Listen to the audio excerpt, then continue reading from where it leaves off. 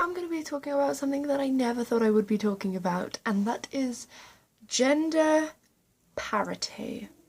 Now, I'm not sure if I'm saying it right, but I will link you to an article in the description by Michael Kavanagh, and it's about the death of the geek stereotype, and I found it today.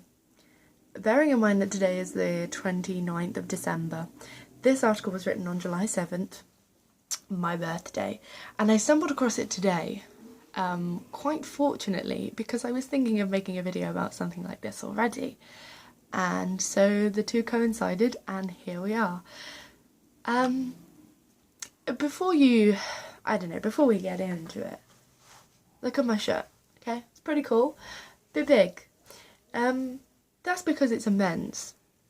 Now, I also own a pair of joggers, and they have the Hulk, Thor, Iron Man, Captain America.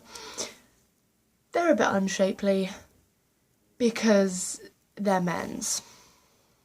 Now, I really do not mean to step into this ground too much, but there's a trend. Where are the women geek shirts and clothes and stuff like that? I know they exist, don't get me wrong, but when walking into this shop, all of the geek clothes were in the men's section, and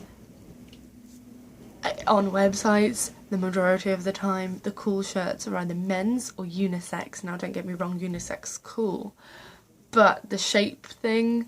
So I know it's not really a fashion statement to be wearing this, but I would like it to be a little different and make me feel more comfortable, as well as representing what I love. I don't know. I just thought that was weird, that a lot of the time there aren't female-oriented geek stuff. Anyway, this article was really interesting because it showed a graphic of a kind of, I don't know, basically 49% male and 49% female and 2% non-binary, like, representation of who went to Comic-Con. I think if it's not who went to Comic-Con, it's still, okay, surrounding the supporter of geek fandoms, okay?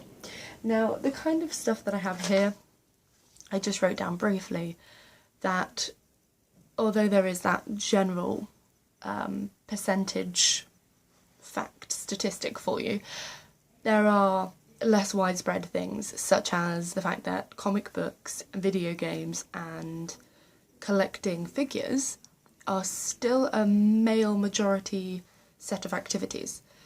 They're about 55 to 60%, I think. You'd need to check the article, can't remember offhand right now, and I do have notes but not that specific.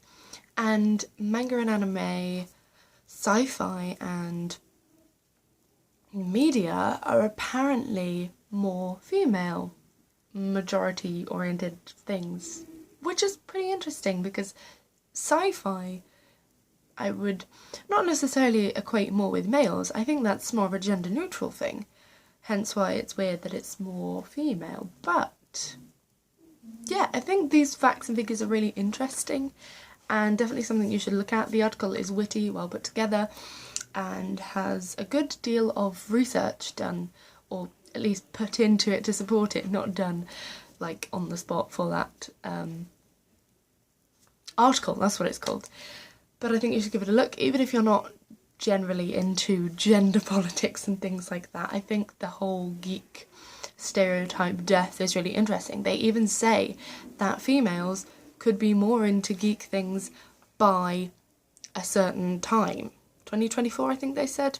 Regardless, check it out in the description. Thanks for listening.